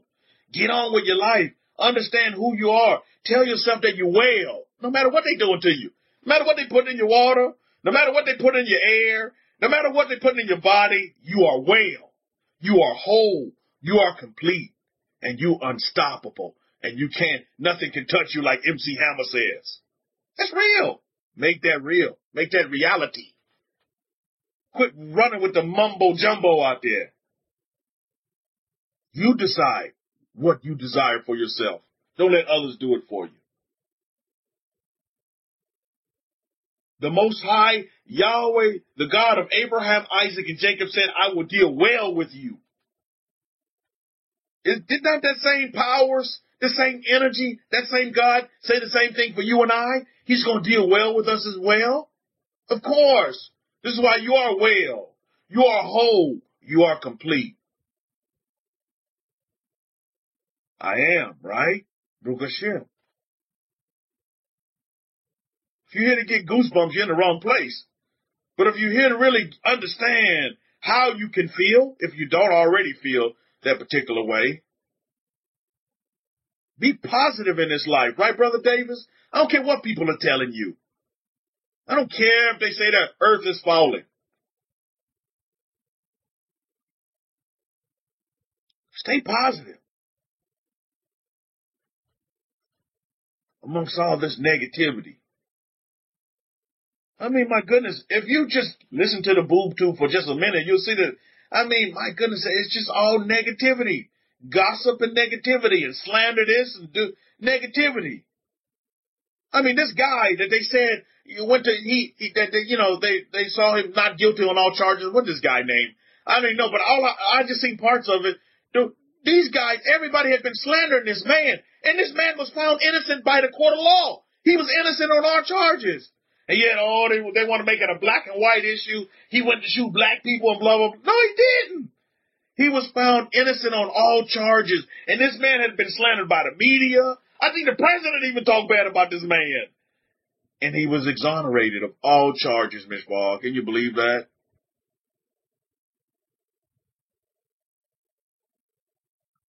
Think about that for a minute. Can you see lawsuits coming down the table? Oh, I already see them. There's going to be some civil litigation going on here. just desserts, in my opinion. Just desserts. I mean, he deserves it, man, after everything that he's been put through. But you just deserve it as well. Everything that you've been put through in your life. You deserve to have happiness. You deserve to have peace of mind. You deserve to be at peace. You deserve to reside in peace. You deserve to be full of joy. And if you don't believe it, begin to tell yourself exactly what I'm saying. This is what I deserve.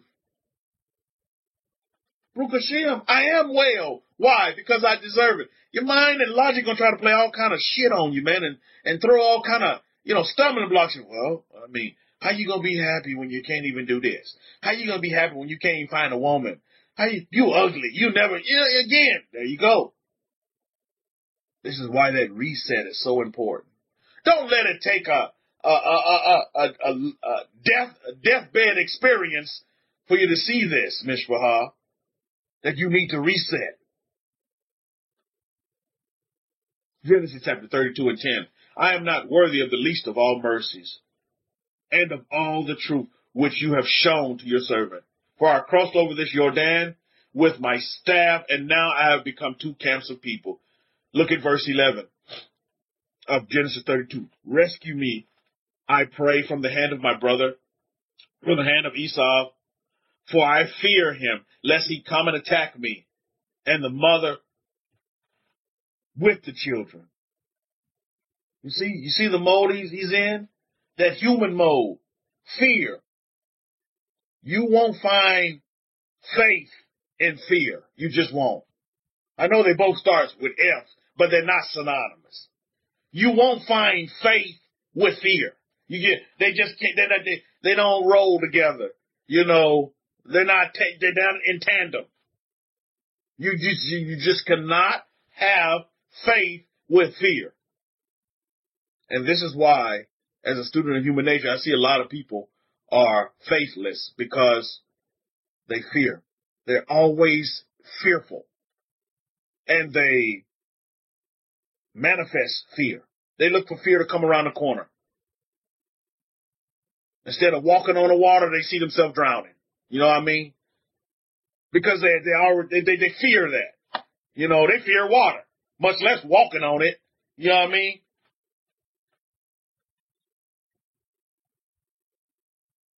So you have to take everything back to the promises. Always remember what we were promised as the people of the books. What good is you just walk around saying shalom, shalom all the time when you're truly not at peace? But I like, again, and here's that internal battle that's going on. Then in the Abrahamic faith Bible, it says that Yaakov said in verse 12, after he began to doubt and have some fear, he said, man, well, how can I be well when my brother get ready to kill me? Do you see the internal battle that's going on? You see it in the words. Look at verse 12. For you said, taking it back to the promises, taking it back to powers. What did you say? Don't go on what I said, because I could tell you some cockamamie stuff. I could tell myself some stuff that's not going to be positive, and that's going to put up stumbling blocks in my way of moving forward to increases and benefits. For you said, surely you, again, for I will surely treat you well and make your descendants as the sand of the sea, which cannot be numbered for multitude. You see? How you gonna go from descending sand to the sea when you talking about being deceased? The human side say, man, I'm getting ready to die. You talking about deceased, and the Most High, the God of Abraham is talking about descendants. Can't have descendants if I'm dead. You know what I mean? So you see the juxtaposition that's going on here? It's an internal battle, and all of you have it every day. We all have it. Who's winning? That's the question. Who's winning? And we get the formula right here from the Torah, how to be successful, how to overcome those moments when you become humanly weak. All of our patriarchs and matriarchs, they were human beings. They walked the face of this earth. They had issues. They had problems. They had to deal with situations. Torah still speaks about them. The good, the bad, and the ugly. That's just what it is. So that we can learn, and we can learn from these experiences as we too, Israel, begin to do our reset. And continue on with our reset, Baruch Hashem.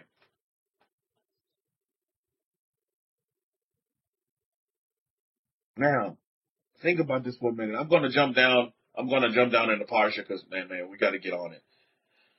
I'm gonna jump down, and I'm gonna look at let's look at Genesis chapter 32, verses 24. Then Yaakov was left alone. Now Yaakov, he's still going through his little humanly side. Okay, I got to set up. I got to plan strategically for these operations, these special ops that's taking place. I got to take care of my family. I see all that. I get that. But now Yaakov is alone. He's alone now. We're told in Genesis 32 and 24. Then Yaakov was left alone, and a man wrestled with him until the breaking of the day. Now, when he saw that he did not prevail against him, he touched the socket of his hip, and the socket of Yaakov's hip was out of joint, and he wrestled with him. And he said, let me go, for the day breaks. And he said, I will not let you go unless you bless me. So he said to him, what is your name? And he said, Yaakov. And he said, you shall no longer be called Yaakov. From henceforth, you will be called Israel, as a prince, with power from Elohim, and you shall overcome all men. Baruch Hashem. Listen, it says Yaakov was left alone. Think about this battle. This battle is an internal battle, to where you fight that man within you. Self is fighting man, and man is fighting self. Or self is fighting woman, and woman is fighting self. This is an internal battle. See it that way. This is an internal battle. And think about this. In your reset mode, I know Brother Davis was asking about this, and I think he even inquired from the Kohen. It's like, I need to change my name. I want to change my name. Why? Because there's a change in your character. So your name needs to change, right? That makes perfect sense, doesn't it? Think about this. Isn't this beautiful? But this is the battle that goes on in each and every one of us that we have to battle internally. This is on the inside battle. Beautiful, isn't it? When you all begin to see it. Name change means a change in your character. I'm changing from what I used to be. I'm doing a reset. Let's reset this here. We know our patriarchs had many names. Moses had many names. Abraham was known by many different names. Baruch Hashem. Why do you have to be stuck with just one name? Does that name really carry who you are? Are you a carrier of your name? Does your name carry you? Baruch Hashem. All of you in this room are Israel. You're Israel. You have the name. Do you carry the name? You have the name. You're Israel. You're overcomers.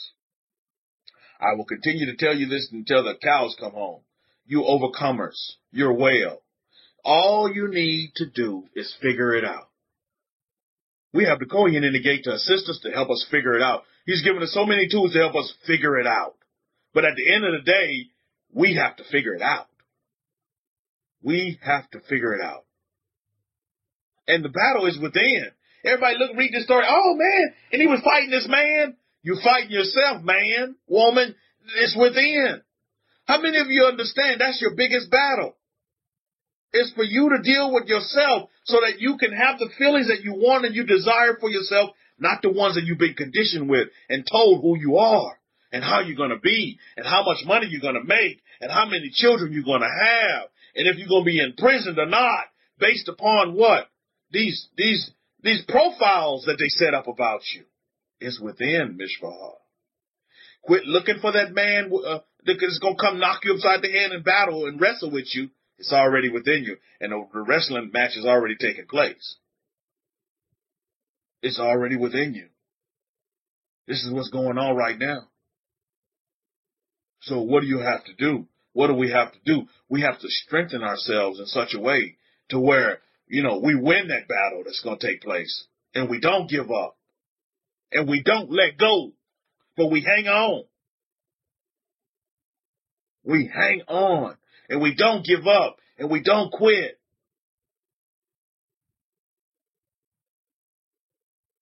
We don't quit, Mishpachah. We don't stop. We don't give in. We don't give up. Well, nothing's happening, so I'm going to continue doing. Well, I've been doing this. I'm going to continue doing. It's happening. Now. It's happening. It's happening. You have to set that stage for reset. You have to set up your mind in such a way to where it would never fail you or forsake you. That's what you have to do. Because if you don't, it will. It will let you down.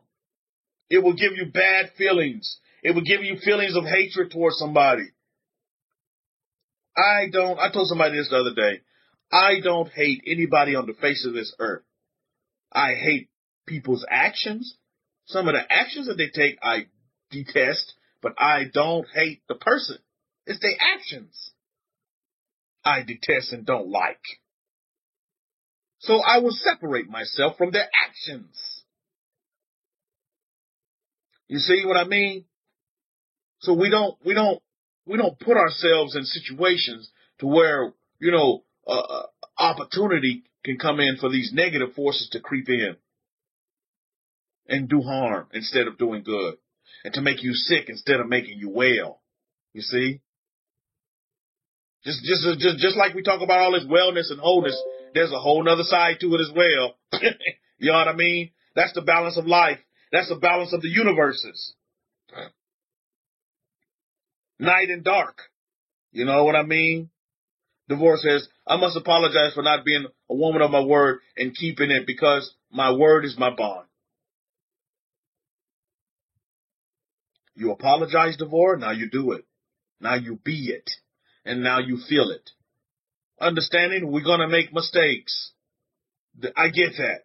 I totally get that. But then we have to move on from our mistakes, learn from them, and then move on from them. But what I've seen is a lot of people listen, but they don't learn. They don't learn so they can go out and do, but they listen very well. And then they don't learn, so what happens? And so you see a repetitive of just the same thing happening. Some people call it the broken record model. And they just keep doing the same old thing and expecting a different result. And it never comes about. Until you really have that genuine, unique change, that reset, that new name. How many of you have the new name? When you have that new name, my goodness, you understand who you are. You understand that you control how you feel, what you think. You can control that when you get that new name. Because you're not that old person anymore.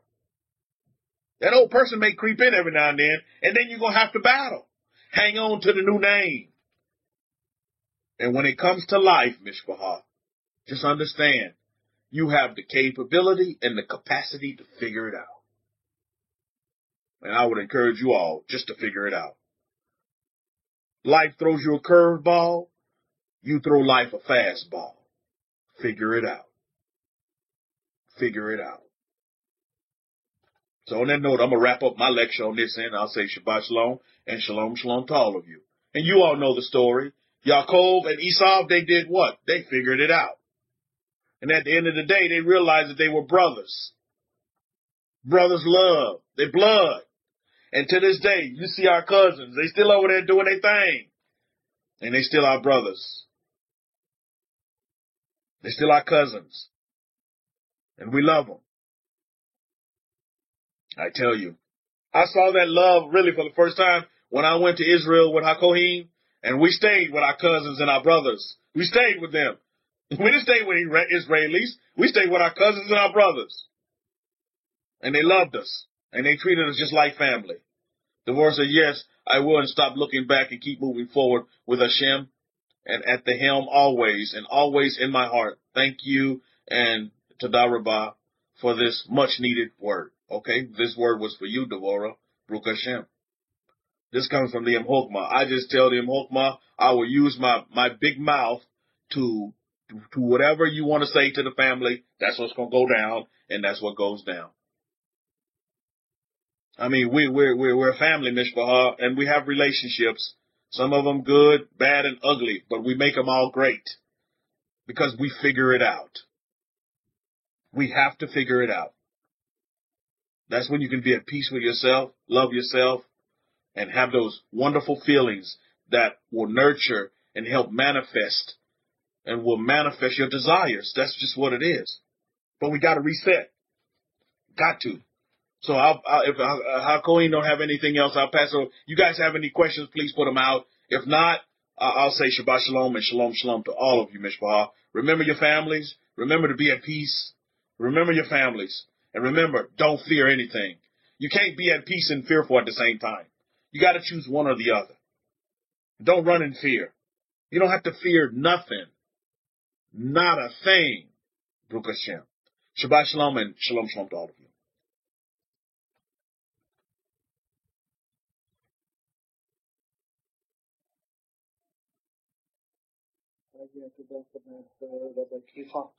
Is there any questions regards to the lecture today, regards Rabbi Kifa, and regards what you heard from my lecture? I think it's a good time for you to ask any questions while I'm online. Then I can address them.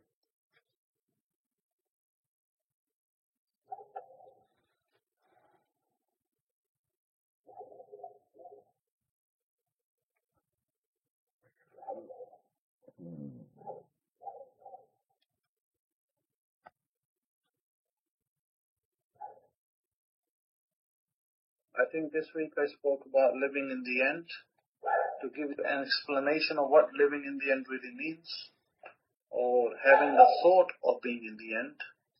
And next week we will discuss one of the previous terminologies, love thy neighbor as yourself. We'll look at the Torah commandment in Leviticus 19, and we'll also look at what was said later down the road by Jesus of Nazareth, and we'll also look at what other rabbis said. And we'll try to understand that and grasp that a bit better. But living in the end, and it's almost, as I said in my lecture today, is having a thought of you being in the end.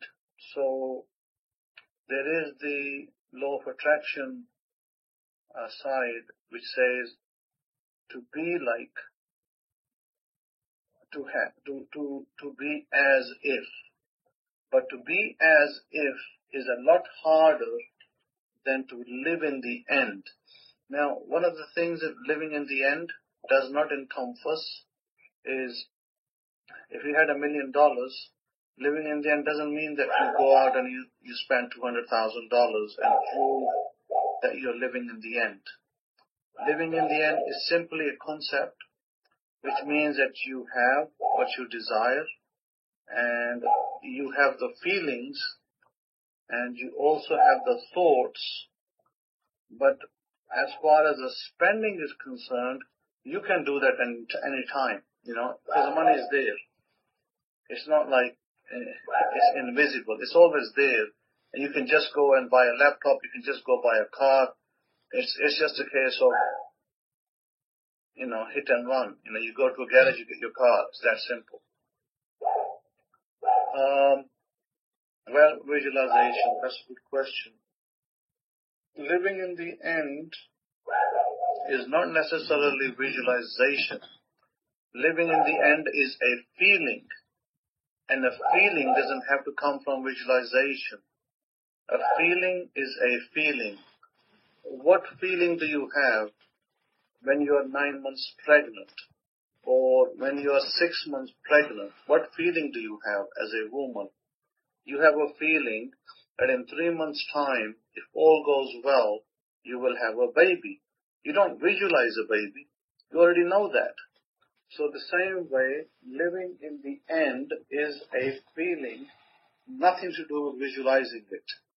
Now, you may visualize for something that you desire to do at that point, And it could be something big, it could be something small.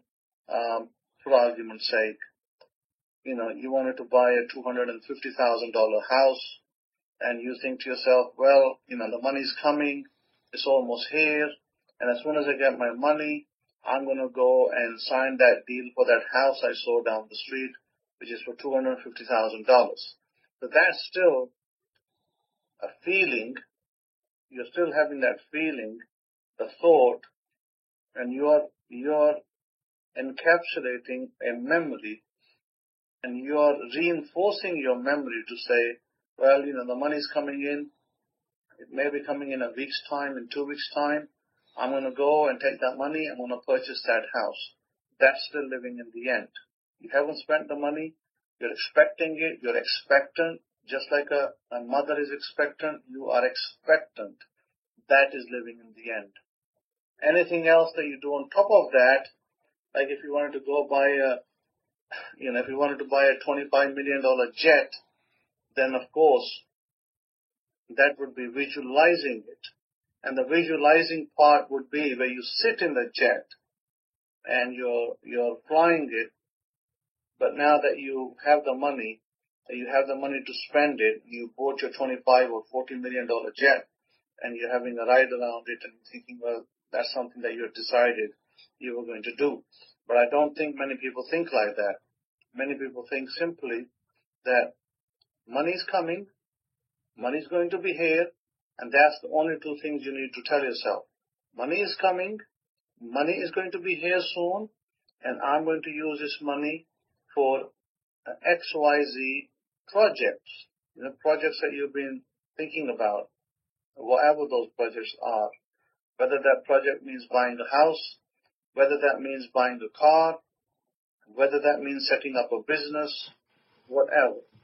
So, visualizing it is not even part of it. Visualizing comes in when you are talking to a friend and a friend is congratulating you and telling you that, hey, congratulations, you got X millions of dollars, you're a rich woman or you're a rich man, and I'm very happy for you. And so what do you intend to do now with that money? See, those are the kind of conversations you can have in a visualization, just to reinforce that you are living in the end. And living in the end, you actually don't need to visualize anything in there. Living in the end is simply your thought, your end thought. You might write something on your notepad and say, well, I'm expecting to receive $100 million, and out of that $100 million, I intend to invest 25 million pounds into the stock market. Things like that. See, these are the things that you write. But again, you're expectant. Living in the end is always expectancy. And you continue to tell yourself, I'm expecting it, it's coming in. I'm expecting it, it's coming in. I'm expecting it, it's coming in.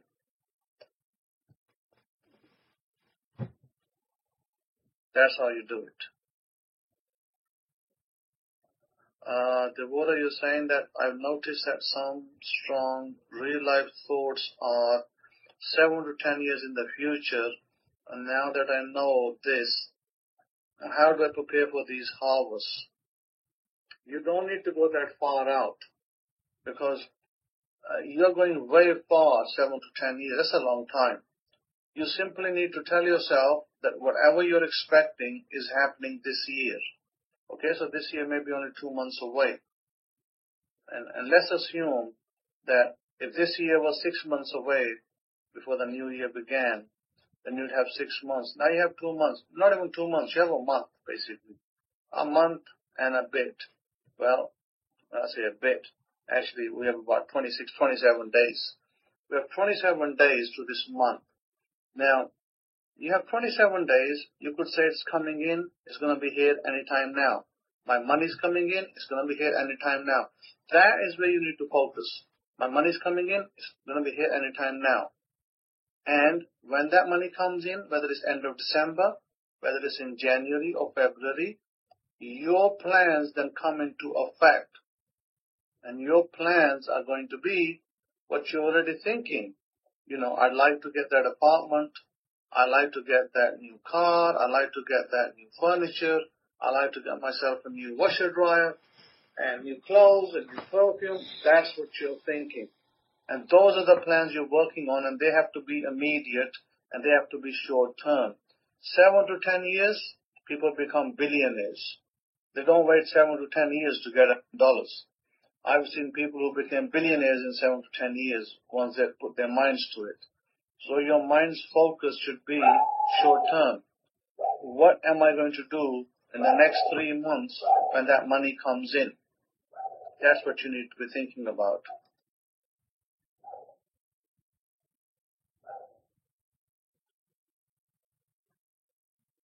It's only come in at 7 to 10 year period because you probably didn't focus hard enough on those elements that you desire to have maybe a lot earlier.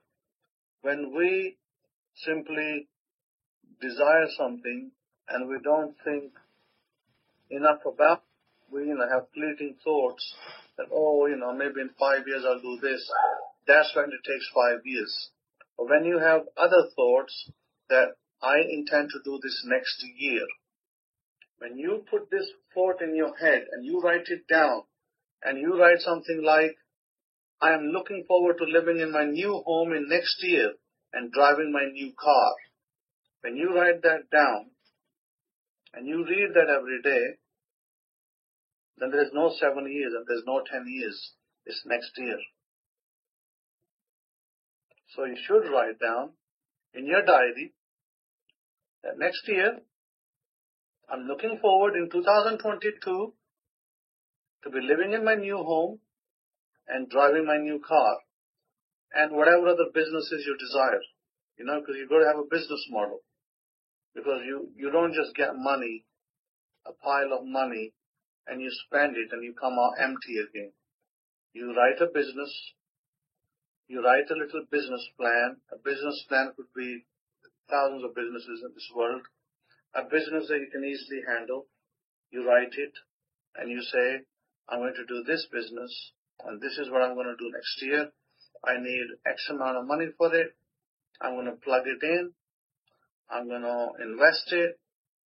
And even if that means putting it into shares. For some people that might mean cryptocurrencies. For other people it might mean putting it into shares. Because they don't want to run around manage 50 people in a company. They might think it's much easier for me to invest $1 million into a shares and reap the dividends every year and live a comfortable life. Some people that's good enough. They don't need to run around, like Jeff Bezos and set up 13 different companies. You don't need to do it that way either. So you have to focus on what you want in the next 2 to 3 months. That's your focus. That's your timeline. That's your end goal. When I speak to people who have money, I don't tell them what you're going to do in 5 years. I tell them, park your money and decide what you're going to do next year. So park your money for 2 months, park your money for 4 months, and next year you come to that 4-month period and you have your money, you have your cash, and then you decide what businesses you decide to do. And if you don't have ideas, if you're not sure, then I can give you ideas. If you have ideas, then we can talk about it. This is how you plan for businesses. Businesses are planned in short periods of time, not in long periods of time.